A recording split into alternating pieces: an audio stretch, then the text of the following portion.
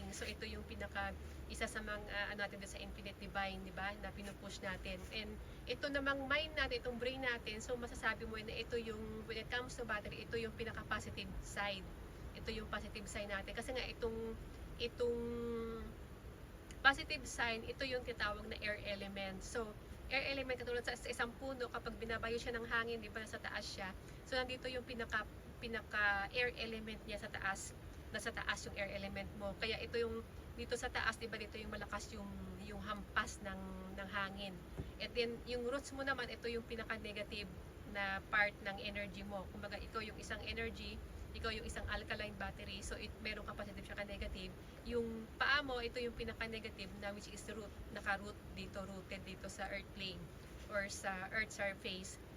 So, the more na nagiging malakas yung roots mo dahil nga sa you are doing earthing or earth grounding, so the more na nandun ka sa present moment kasi nga lumalakas yung iyong foundation ng iyong energy.